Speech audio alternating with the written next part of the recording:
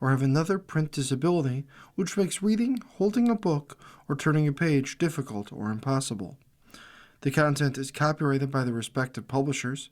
For more information, please visit us on the web at nfradioreading.org.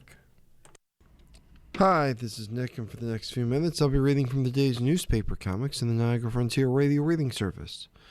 Begin as always on this Friday, January 30th, 2026, with Hi and Lois.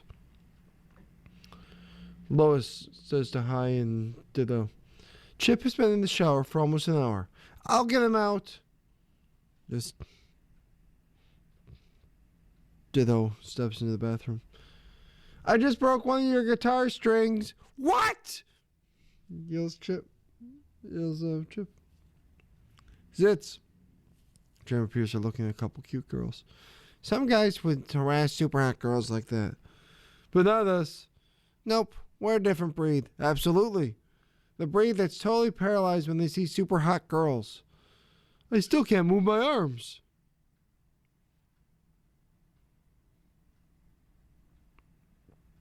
Blondie. Dagwood says to son Alex, wow, I'm surprised to see you home before your curfew. I had no choice. I ran out of good excuses. Beetle says to another fellow soldier, I came up with a new system to make it easier for my parents to send money. As we see his parents, Beetlebucks? How does that work?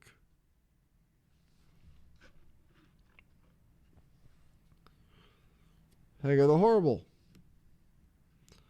Helga says to Hagar, Honey went out with loot every night this week. I guess the heart knows what the heart wants. I can relate. How so? The stomach knows what the stomach wants as he grabs a cake. Break of day.